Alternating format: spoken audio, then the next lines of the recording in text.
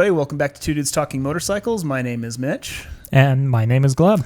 You guys can follow the show at TDT Motorcycles on Instagram, or you can also email us at tdtmotorcycles@gmail.com. And you can follow my personal Instagram at GlebLapham.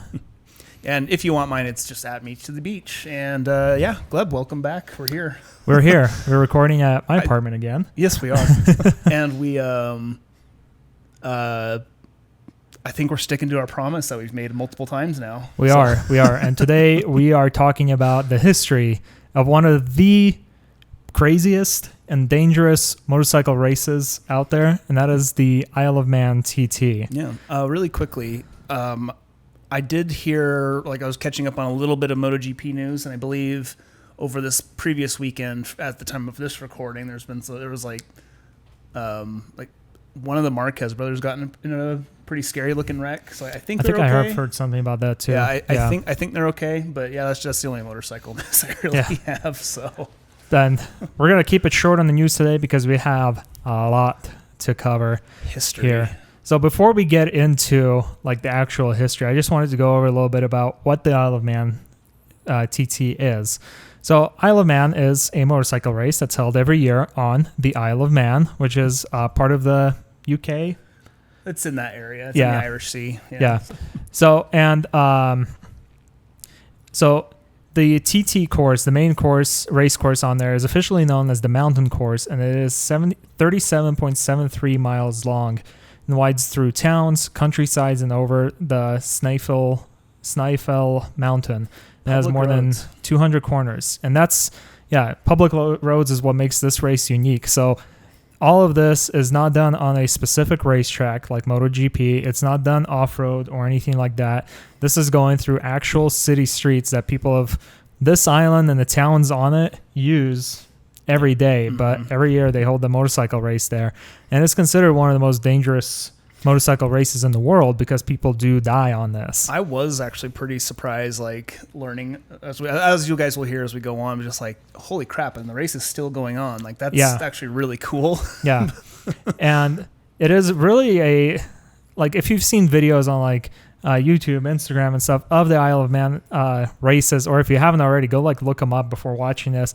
It is absolutely nuts of how these guys ride and through the spots they ride through, because it's just madness. They're going through these narrow corners with curbs on the side of the road, for the sidewalks and stuff, at 200 miles an hour. And it's again this is a public road, so there's variance in how the road waves and bumps, and where it's a European or English type countryside.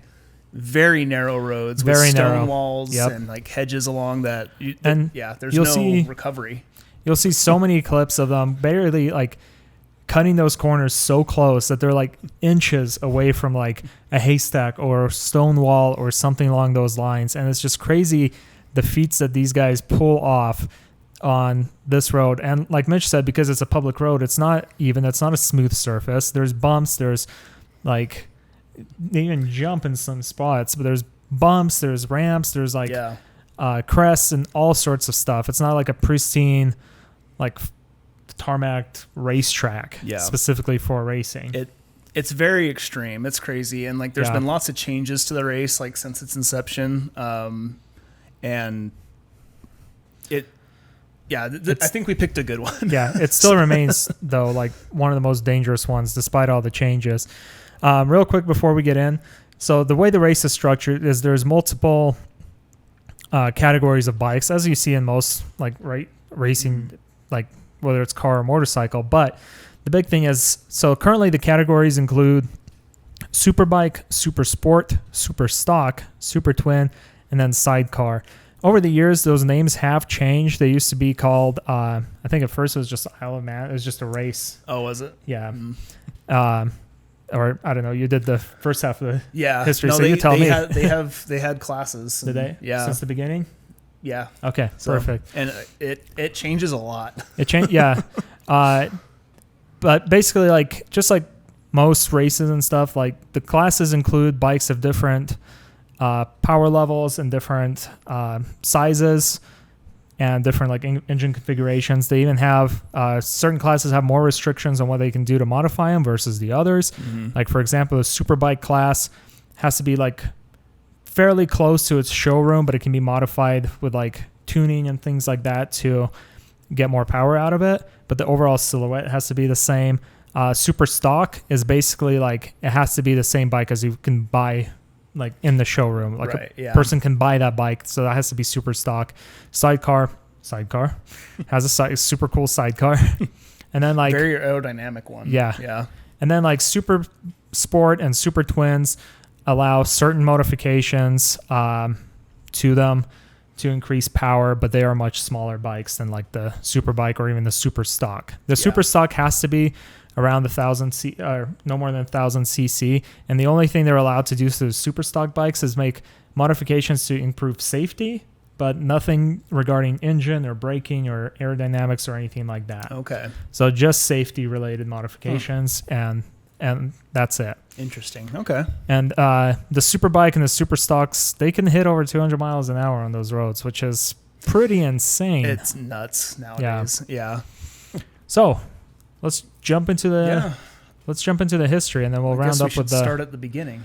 Yes, the beginning of the Isle of Man. Yeah. TT. Rich, take it away. Yeah. Back in this time, again, we're going way, way back to like the start of the 19th, like or 20th century. Yeah, 20th century. Yep. Like we're in the early 1900s. Automobiles are becoming more and more of a thing, and naturally, people start to race them. You know, we raced horses, we raced bicycles. Yep. Now we have a motor. But this was on a car. So road racing for cars within the UK had started to become like a growing scene. They would host these races. And again, this is the early 1900s. These are dirt roads that these cars from these like little jalopy wagons are spinning on, right? It became a bit of an issue. So the UK government passed the Motor Car Act of 1903. And basically that just set a speed limit on every automobile for 20 miles an hour, which back then, I mean, I'm guessing that's pretty fast. It's pretty, yeah. You know, so I feel like those cars probably can't hit too much more than that. I feel like could they even go that fast then? Yeah. But someone let us know what the top speed of like a Model T was back. Yeah, back way back. Yeah, and in the UK, again, this is 1903. Yeah. And then like about a year later, though, since the banning, or the speed limit, road racing was just kind of like, well, we can't do it without getting in trouble. So there's no more sponsored races or anything like that. But 1904, people who had an interest in racing, for the government of Isle of Man, Man's government, they passed the Highway Act, which basically let the automobile elimination races. The one on here I have was the Gordon Bennett eliminating trial. So they were able to have an eliminating trial for these cars on the Isle of Man. Okay. And that continued on until, it kept going. But in 1905, the organization, they decided that they were going to, the UK was going to have a elimination trial race to build a team to compete in the Motorcycle International Cup. In Austria. Okay. So now we see the motorcycles coming in. And then 1907 we actually get the Isle of Man proposed, like the race itself. See here, it was the 28th of May, 1907.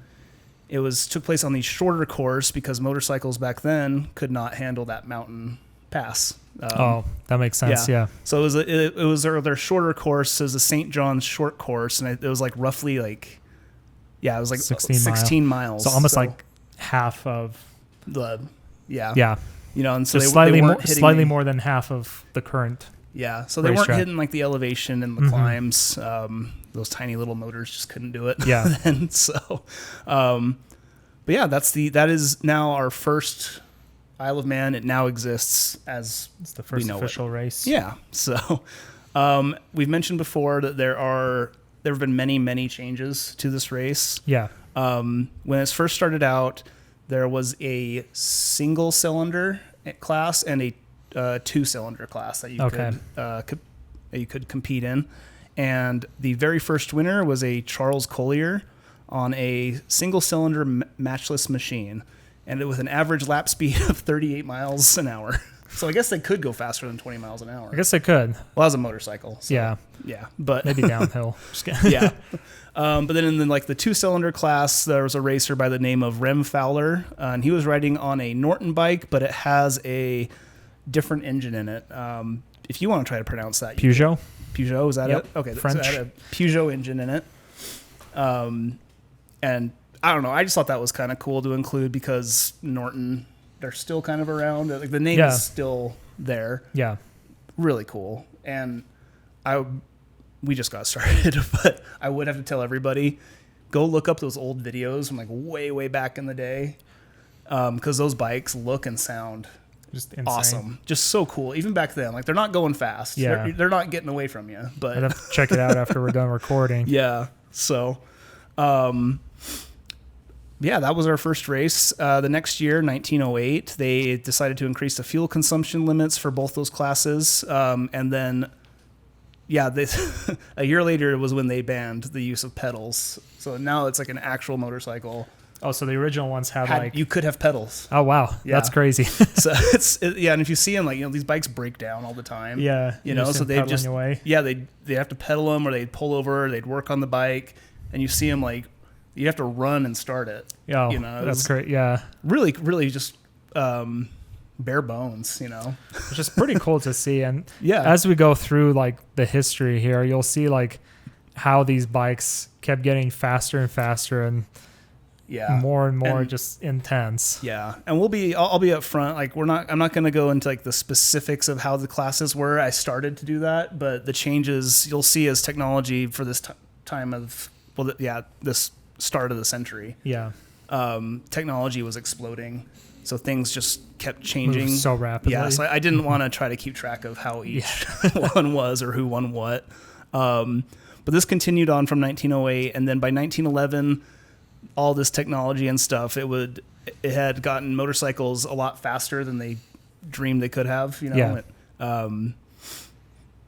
then they started to have more risks, more dangers and stuff like that. And then that's when they moved the motorcycle racing to the Sneffel mountain course. So what we have nowadays. Yeah. So, and then that took it from the 16 miles to the 38 or whatever. 37.4. Oh yeah, 37.4. I think it's 37.7. Something like now. Yeah, something like just that. So. A little bit fat or longer. Yeah. So, and then they also this year, 1911, they also renamed the single and 2-cylinder classes. So now you had junior and senior races. And those ones will stick around for a while. For a good while.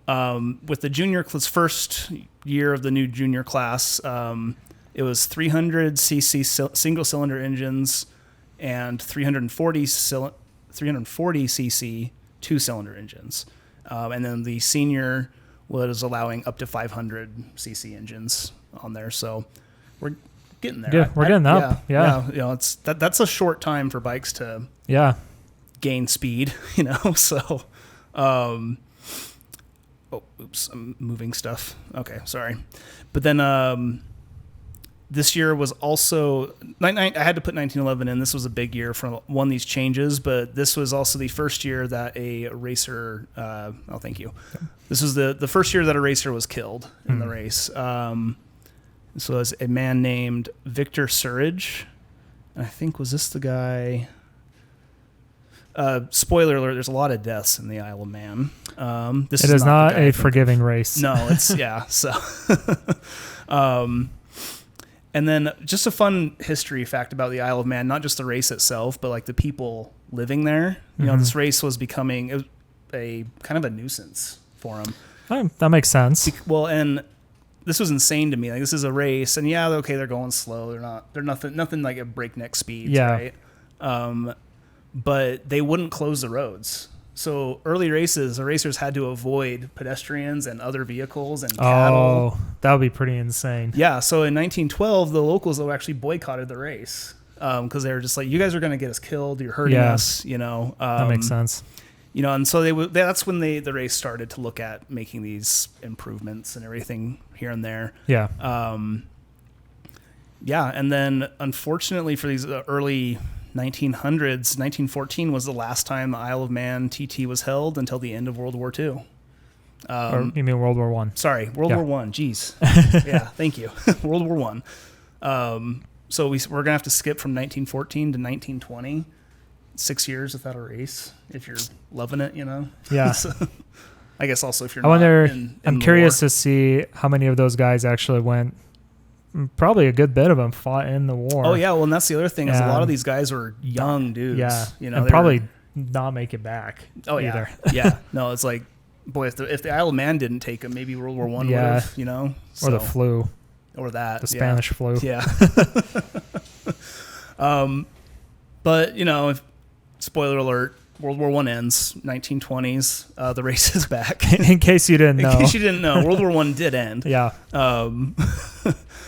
With 1920, the race returned. The classes with the technology again changed. And this was when this year, or this era, the 1920s, is when we would start to see race laps actually go over 50 miles an hour, like an average rate, like lap speed hitting over 50 miles an hour, which, you know, that's like every day on a bike for us. Oh, yeah. Easy. Yeah, you know, so. And then, Gleb, you mentioned the sidecar races that take place today. 1923 was the first sidecar class, introduction to the sidecar class.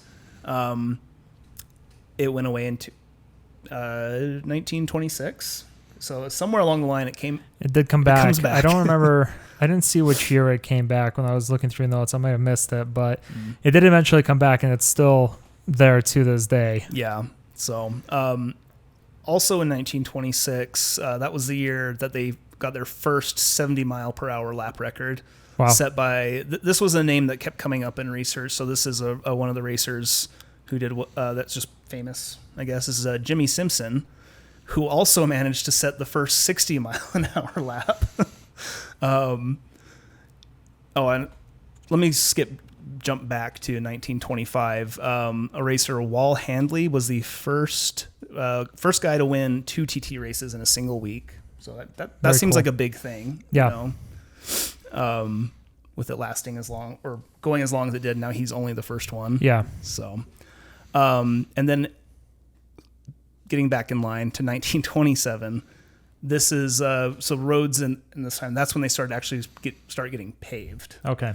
So we're starting to lose like the old timey cool factor of the dirt road, and now we're getting our paved highways. But that also meant more people were on the road, causing issues. And a racer, Archie Birkin, died after he hit a wall trying to avoid a van.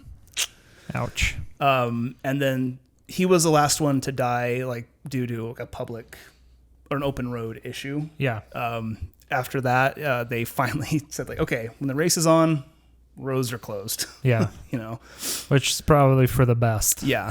And I don't know much, honestly, about like the Isle of Man, the country, like the place itself. Yeah.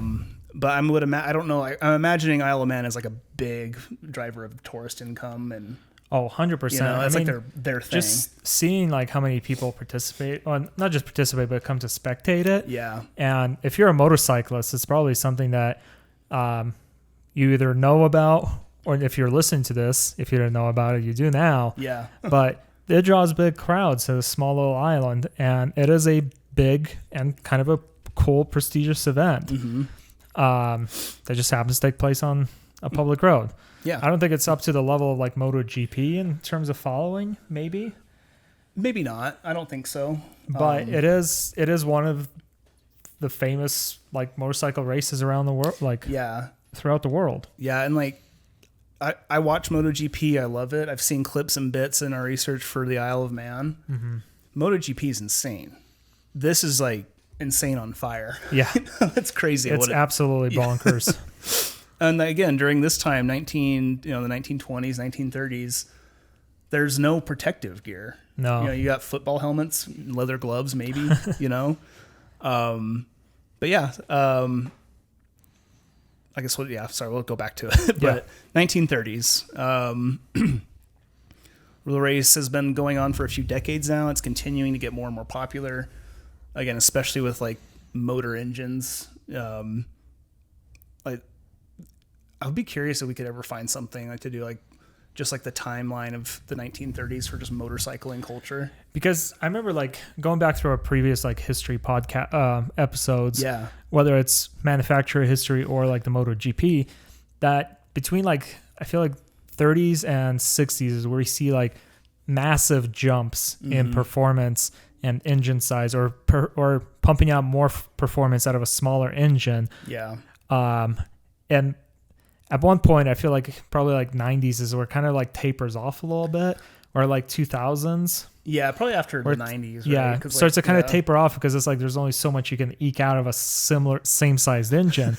But it's crazy because we'll see like a 500cc engine from like 100 years ago, and they'll be like pumping out, I don't know, 20 horsepower at best. 20 horsepower. And now we have a 500cc engine that's pumping out like 60 horsepower, 80 horsepower and stuff, like really picking up the speed. Yeah.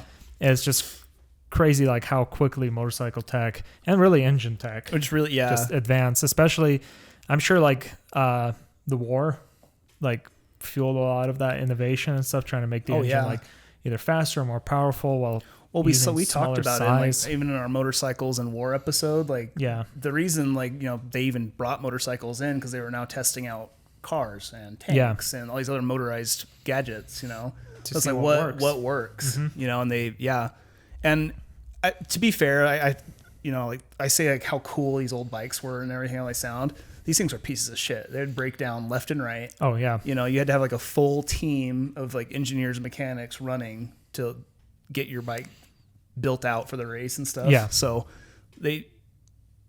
so as we get more and more along, it gets more reliable and faster, like you said. So, but speaking of all that quick evolving adaptations and evolution of everything from there, again, because this race was starting to get so popular between the 1930s and 40s,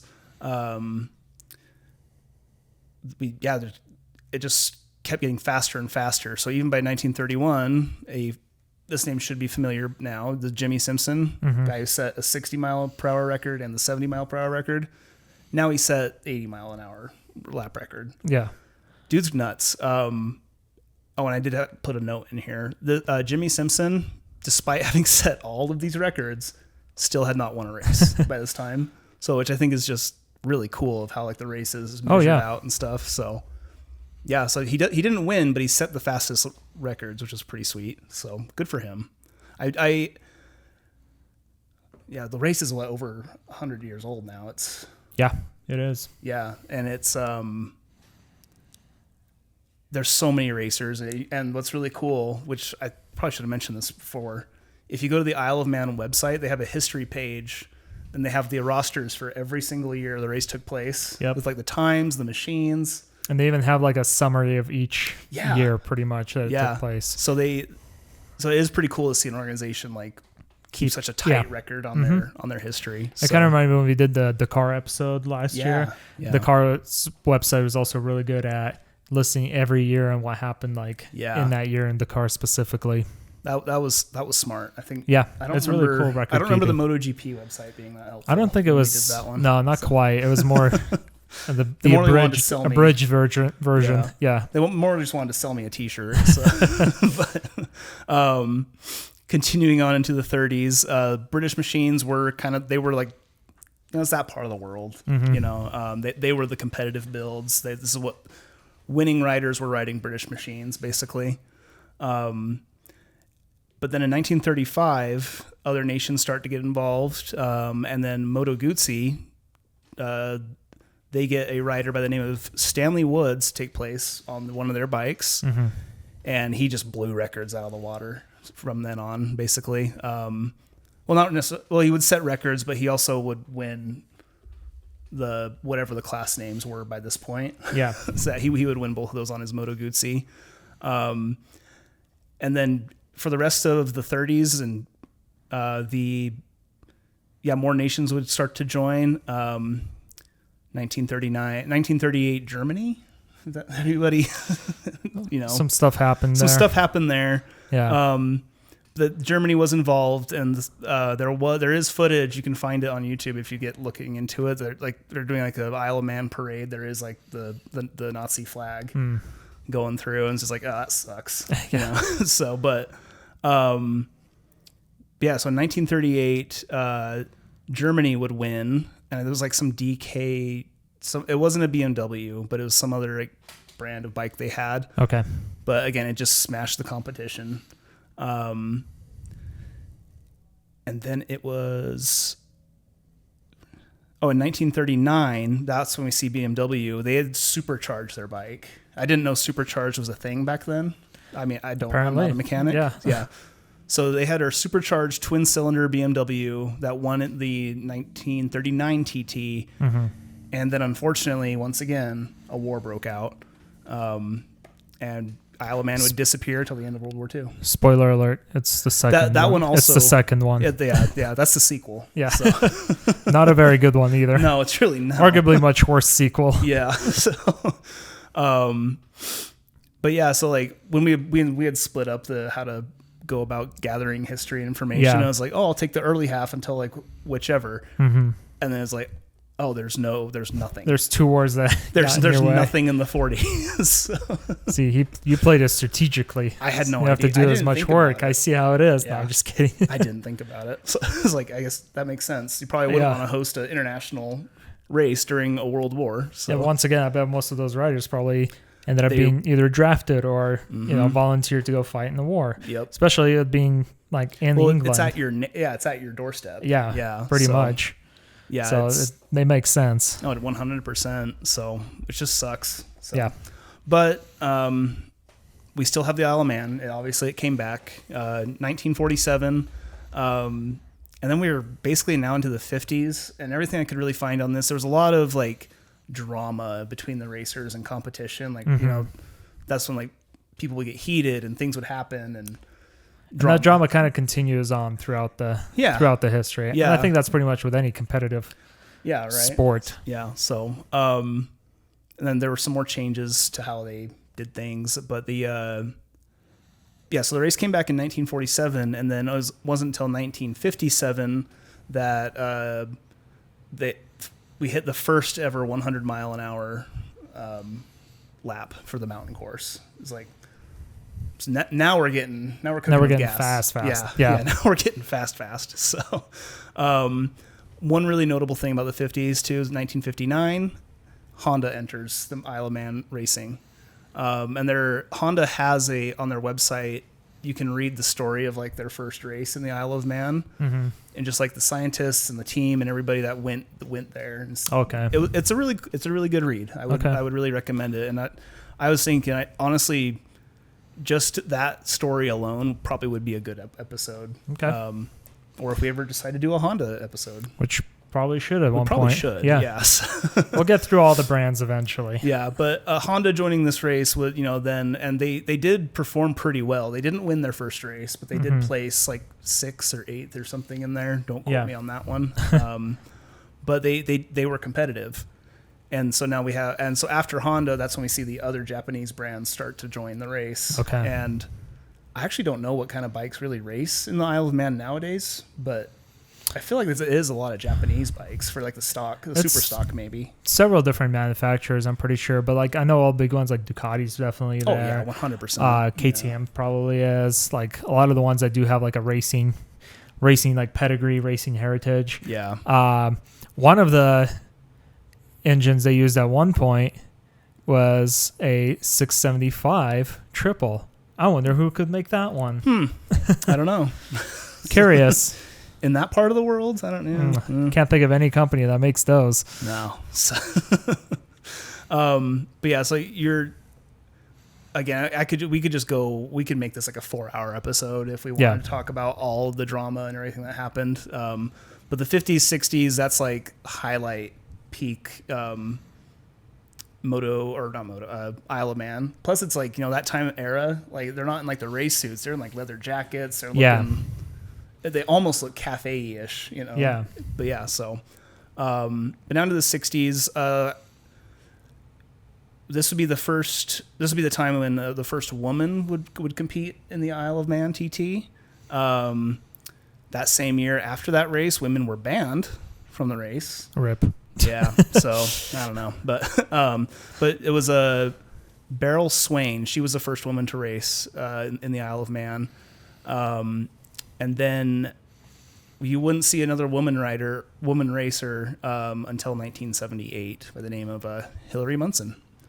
And then if you want to like get a taste or an idea of the racing, I don't know, but the competitiveness, Yeah. In the 1966 race, according to the Isle of Man's website, they called this headbutting like the greatest race for Isle of Man. This was a Giacomo Agostini on his MV Agusto and Mike Halewood on a Honda that would face off from here. So I myself want to go look into that a little bit more. And that rivalry like went on for a little bit of time. Yeah, that's the thing. This wasn't like a 1 year racing. It's like these guys were going at it. So, but that's what we have from the 1900s and 1960s. So, Gleb. So we're moving into the 70s. So I took from the 70s basically to the modern era of Isle of Man. But like Mitch mentioned, the rivalry between Agostini and Halewood continued on pretty much throughout the 70s. Between 1966 and 1970, Agostini managed to win 10 races on his own, while in 67, Mike Halewood set another lap record at 108.77 miles per hour, which would stand for another 8 years. Wow. And we're almost going almost like another decade before they broke it. And that time between speed records gets shorter and shorter the closer to modern data we get, as you'll come to see. In 1974, Mick Grant got his first TT win on the new 1000cc class, riding a Triumph Trident named Slippery Sam. Oh, that's cool. And in 1945, Mick Grant also beat Halewood's record on a two-stroke triple Kawasaki, and when he hit 109 miles per hour. So the way they tracked like speed records, so they had like absolute speed, and then they had like lap records and stuff. So it's kind of different. So you'll see a lot of numbers where it's kind of like one's higher than the other. Yeah. But they kind of jump around because it's tracked whether it's like the whole race or a lap or just like the max top speed anyone's hit. Yeah. So unfortunately, he did not win that race because of a broken chain. Instead, victor was John Williams riding a Yamaha.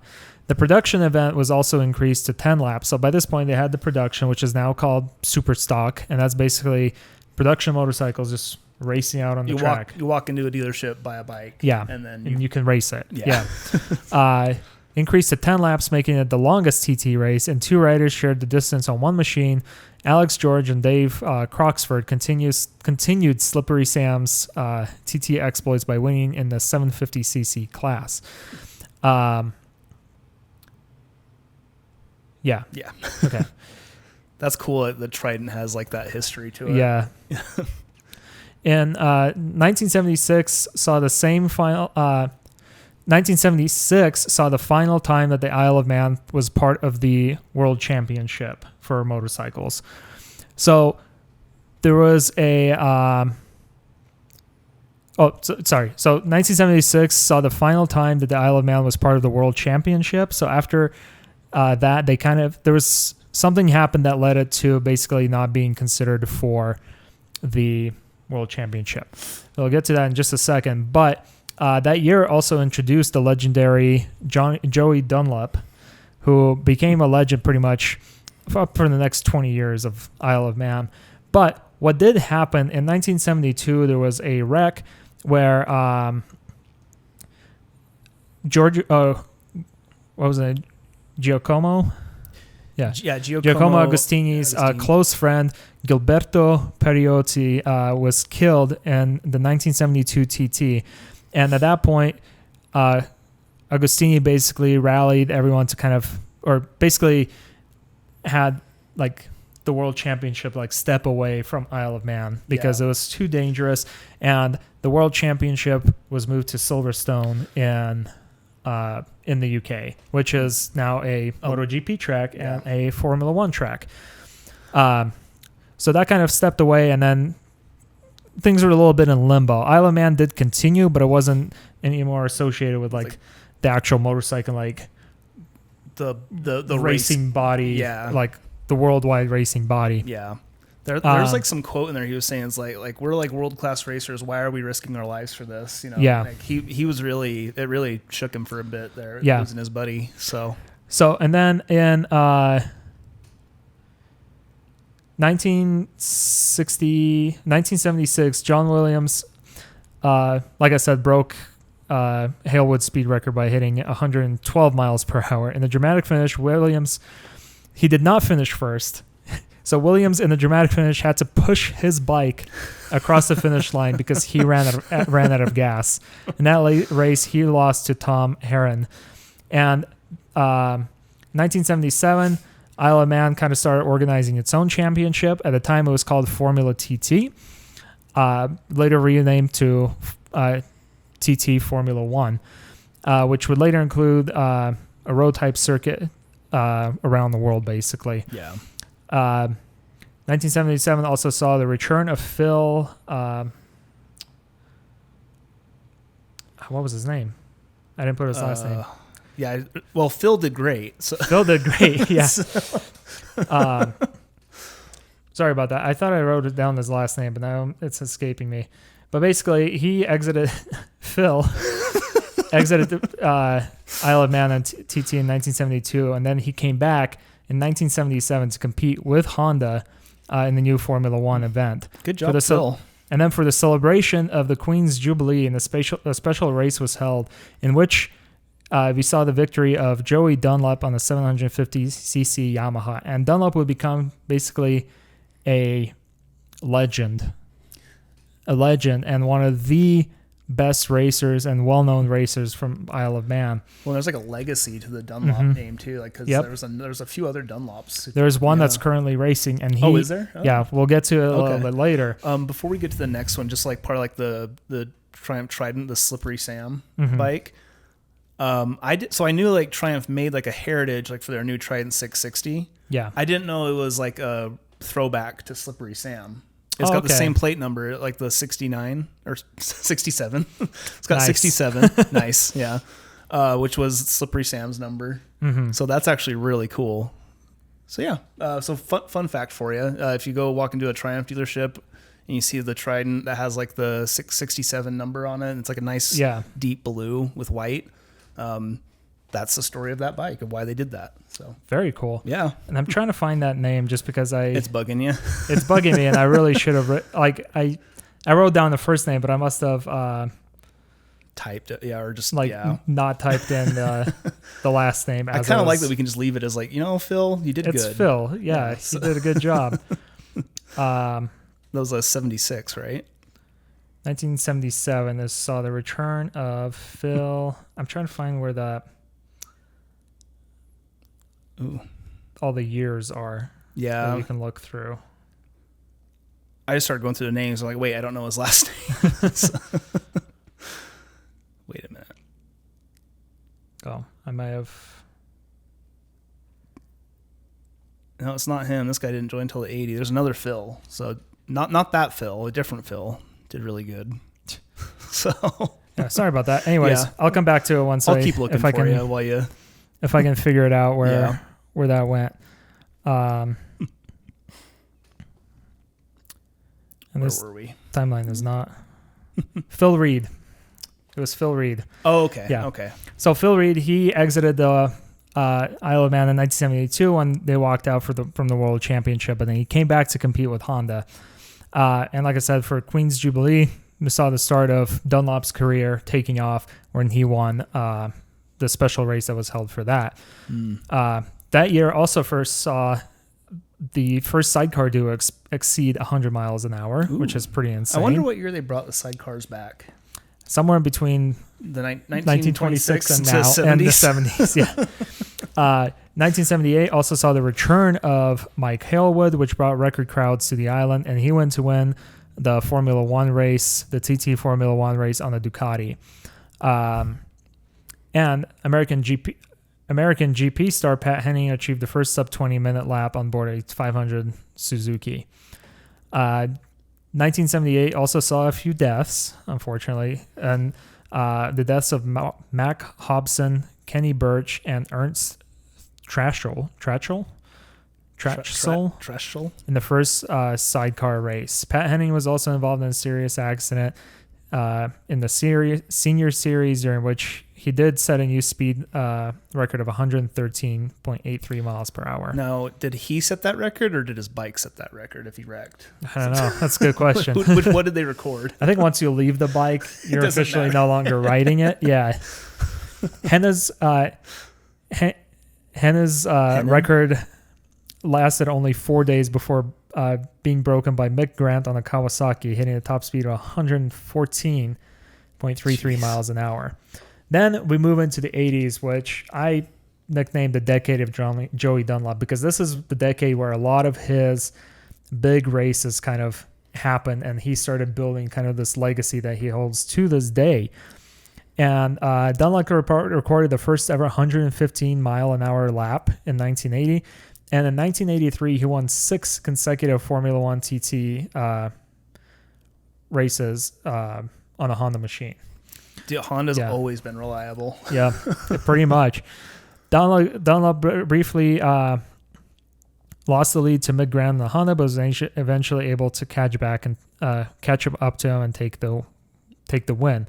A bit of controversy arose in 1980 between the Honda, where Graham Crosby and Grant.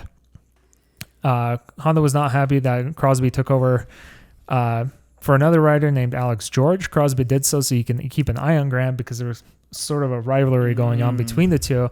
Grant came to win the 1980 race by 11 seconds, which caused Suzuki to protest the size of Grant's gas tank, which they realized came to be filled with tennis balls to limit capacity.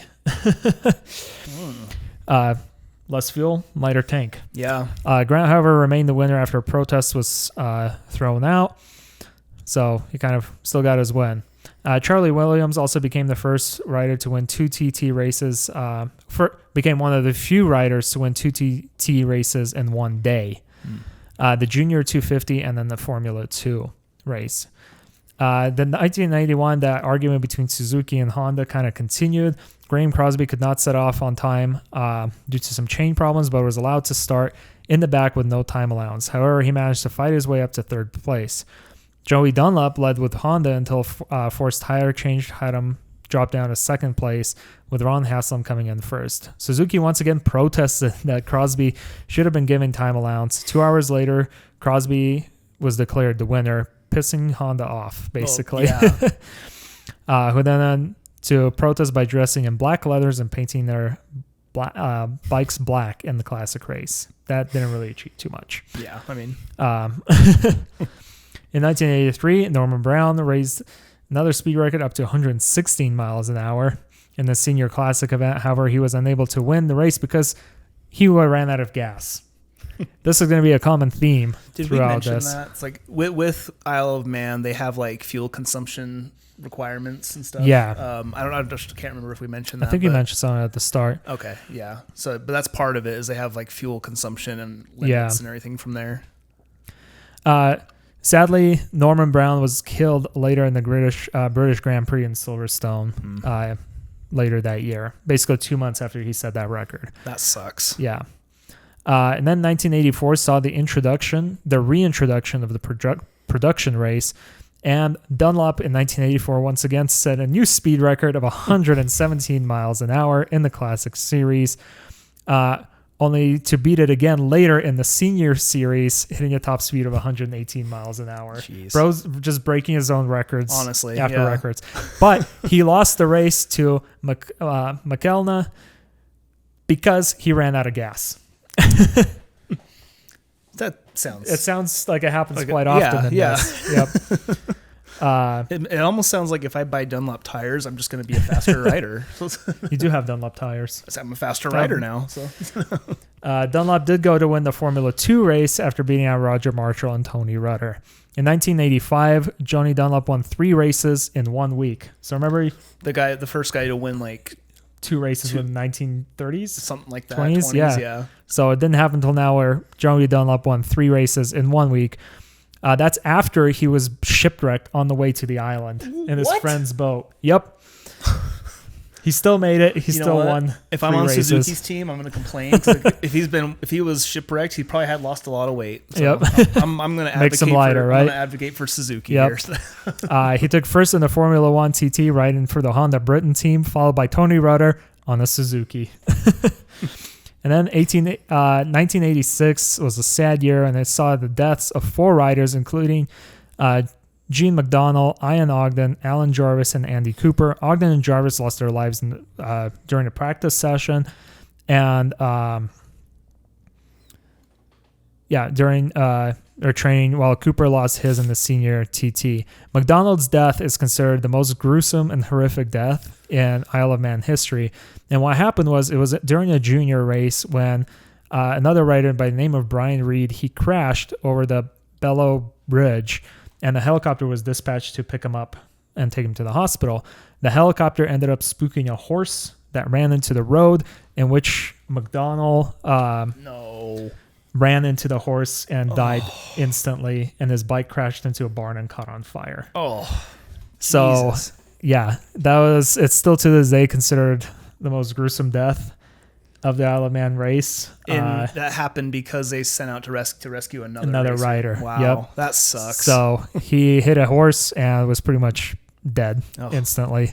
Bummer. Yeah. So it's a very tragic year Holy cow. For Isle of Man. And then in 1987, Isle of Man celebrates its 80th birthday, and Dunlop scores 2 more wins despite the terrible weather. He went out against Phil Miller in the Formula 1 TT on his VFR Honda, and again in the Rizla Senior against Geoff Johnson. Dunlop was riding on his own 500cc Honda for the second race. 1988, Dunlop made 3 more wins, almost catching up to Mike Halewood's 14-win record. In the TT Formula 1 race, he set the new speed record of 118 miles an hour, and he was almost caught up by Steve Hislop, whose name you'll also hear throughout the rest of the sections here, whose machine ultimately seized up, giving Dunlop an easy win. The second win was in the junior with his RS250 Honda, and the third was in the senior, where he engaged in a fierce duel with Steve Cull, who set an absolute lap record of 119 miles an hour on his RS500 Honda, which in the end burst into flames because he got a hole in the expansion chamber. He did not die. Yeah, the bike did. Yeah. The 1989 saw the death of 5 more riders during practice and the race, including the death of Phil Miller, who was one of the most popular riders at the time. And that was the Phil I death found of when we were searching for Phil Reed. Oh yeah, was like Phil Miller and Steve Anshaw. Steve Hislop hit an absolute best record of 121 miles an hour, and in 1989, that same year, Dunlop was badly injured, and his injuries were too great to continue riding this for that year. Yeah. Wow. Moving on, and you weren't kidding, by the way. You weren't kidding, like the time it takes for like laps to be beat. It's crazy. And it looks like from the 70s and on, it just exponentially. It's like every year. Yep. Hislop also became the third rider to win 3 TT races in 1 week in 1989. Moving on to the 1990s, the decade started off with big production machines being dropped from the event following the crashes from last year. They were deemed too big and too heavy.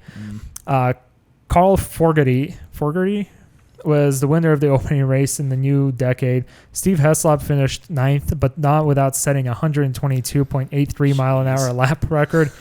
Joey Dunlop made a return to racing, finishing 8th, just ahead of Hislop, with Dunlop's younger brother Robert taking the win in the 125 TT. Ian Louder. Lower, Lower, yeah. Ian Lower won against won against race favorite Hislop, giving them the first ever TT win.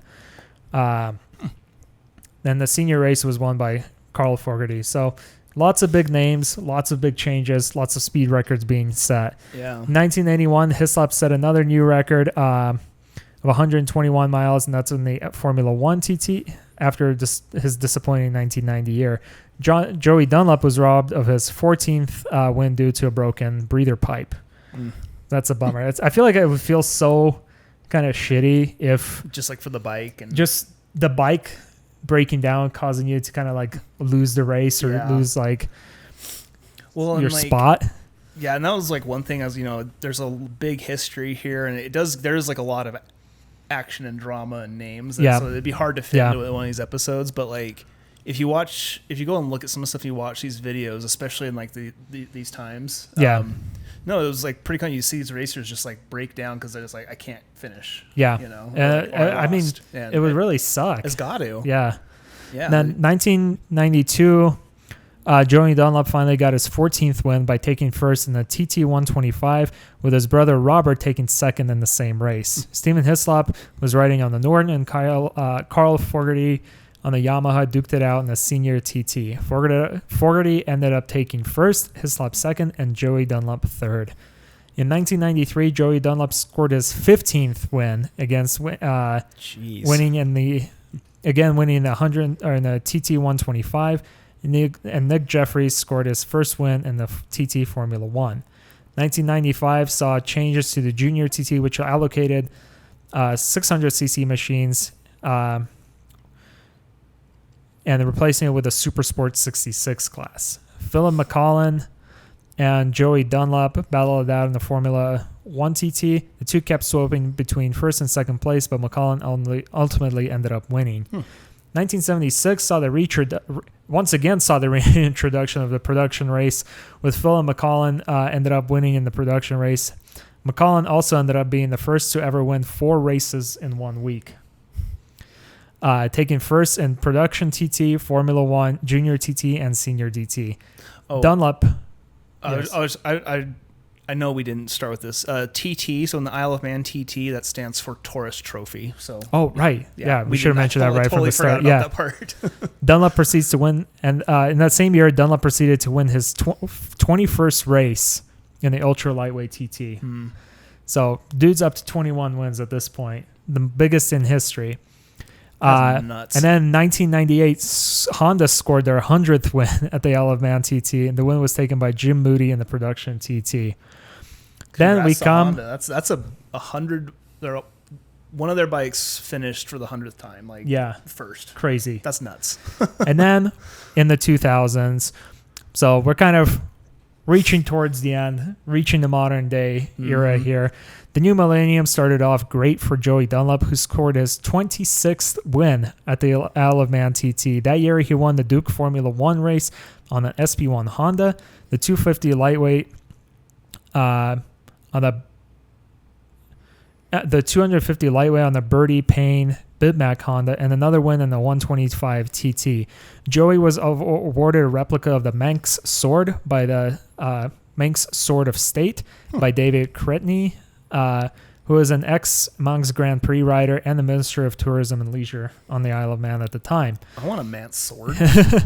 Joey then became the president of the TT Riders Association. However, that year ended in a tragedy when Joey Dunlop was killed in Estonia during a road race.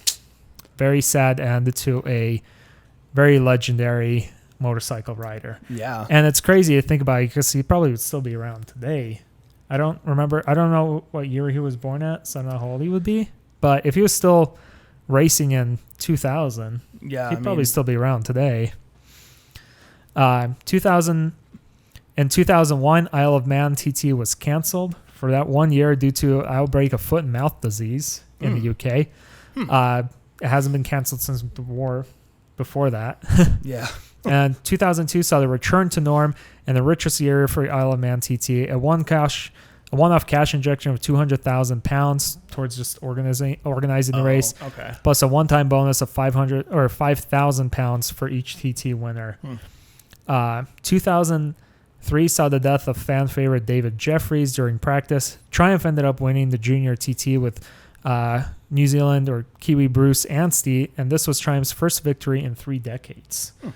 And so 2004. That's a big break. Yeah, for wins, that's quite a big break. Come on, Triumph. Especially if they were like the top dog back way when back first in the started. day. Yeah. But no, like it's like, once these like other nations' machines came in, they just they had some growing to do, it seems, like any of these British brands. And then 2004 saw the ACU sign a 20-year agreement to hand over control of the TT to the Isle of Man government and for the Manx Motorcycle Club. So the organizers that had it for the past like 100 years, 80 years. The AC, that's what I was missing, like for like the organization. Yeah. Do you mind looking at Automobile what that stands for? Club. Yeah, I'll look it up. Okay. While Mitch is looking that up, I'll continue.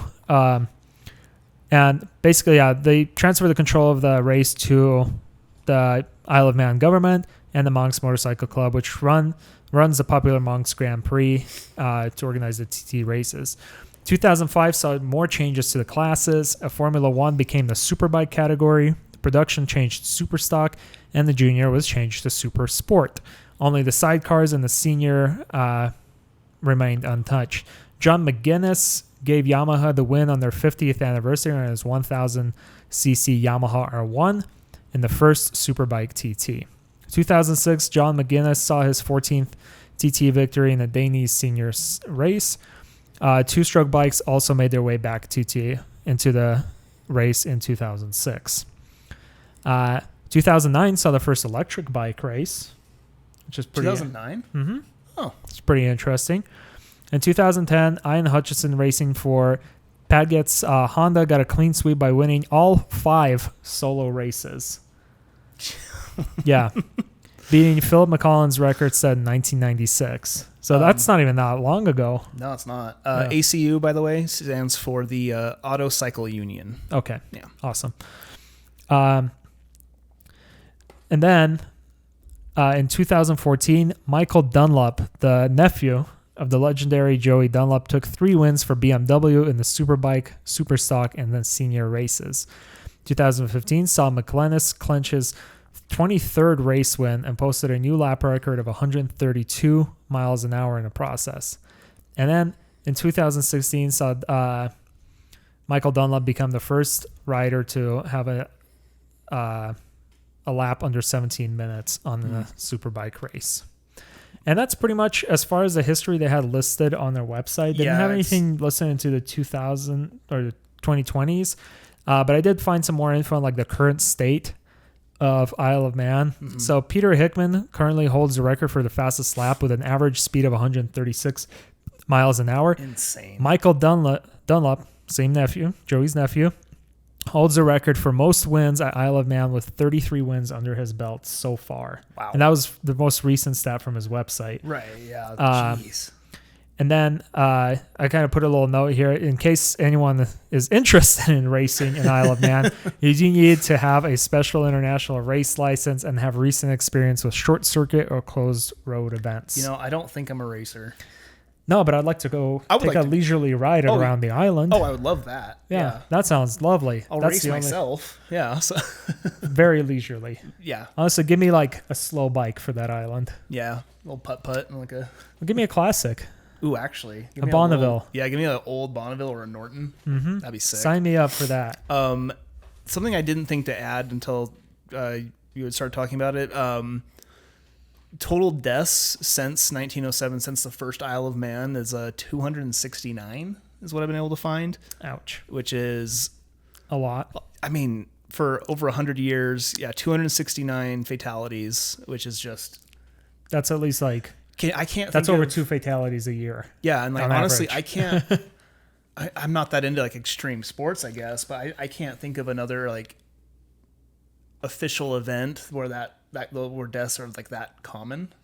Or at least that acceptable. Where that's acceptable. Yeah. It's pretty crazy. It really is. And again, researching some of this stuff, there was I was really dumb and did not take note of the YouTube channel or the video where I was watching. But I was scrolling through comments, and there are other road races besides the Isle of Man. Oh, yeah, I'm sure. It's just Isle of this Man is like the road race. This is, I mean, if you guys look it up. These roads are so narrow. Yeah. You have if no any of you have ever traveled to the UK or Ireland or really a lot of European countries, but I went on a trip to Ireland just a couple of years ago, and roads there are narrow and their speed limits are not low. Like you get a road here. I mean, some of the roads would be like, we have wide roads here in the States, especially in Utah. Yeah. A road there would be like barely like R1 lane. Yeah, that was a crazy thing. Like maybe 1.5 Utah lanes would be like a 2-lane road there with a 60-mile-an-hour speed limit, which is crazy. I remember driving in my little rental Corolla around Ireland. I see this giant semi-truck barreling towards me at 60 miles an hour. I'm like, I'm going to slow down and scrape the side of my car in this bush because that thing is hauling. Yeah, when I was in the UK, it was really weird because I met up with some friends and we're riding in one of my friend's cars, and they's like, "Oh, hey, Mitch, you take the front seat," and it's like, "Oh, I'm the American, I get it." And yeah, so I'm sitting in like what would be the driver's seat. Oh yeah, and we're on the wrong side of the road for me. Yeah. And we're heading to the tank museum, and yeah, some of those roads were really skinny compared to like narrow. What we're used to here. Yeah, very narrow roads. Yeah, but so it's crazy to see like people racing down on those at hundreds of miles an hour. Yeah, I just want to throw out some of the information that I found from that comment. So besides the Isle of Man for road races, there's the Irish road racing, something called Skerries. Skerries? Yeah. It would be scary. No, Skerries. Skerries. The NW 200 and the Athea road race, and also the Ulster GP. Very cool. So those are just some of the other like type of road races, but from what I've seen, like Isle of Man is just like the race. Well, just the speed at which they go, and if I'm not mistaken, like nowadays they have like medics and doctors ride on their own bikes along the track to be able to respond to wrecks. And do you think they're doing that so they don't spook any more horses? Maybe. So maybe they have horses a lot more locked up this time. Yeah. I mean, now like the roads back then shouldn't have been public.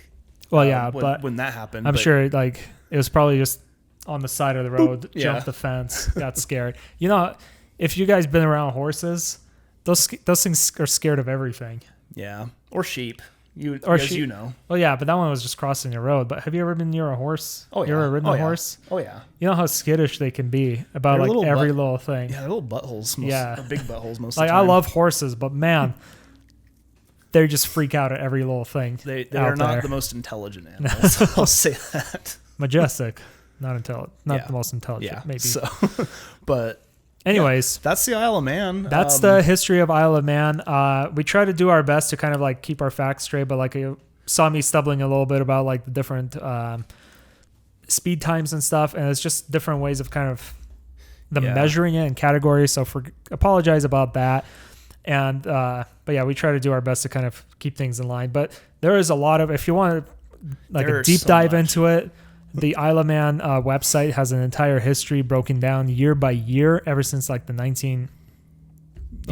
since its inception that you can check out if you want to. Well, and it's do a deep dive for yourself. Yeah, and I will say, like, I hope this was enjoyable, but like in our other episodes, we could get like more nitty gritty, get details and everything from here. But just like to cover the Isle of Man, we said it was going to be a history episode, and it's just like. We'll just give you some years and stuff. So yeah. But anyways, thank you guys so much for listening, and we'll see you in the next episode. Yeah, take care.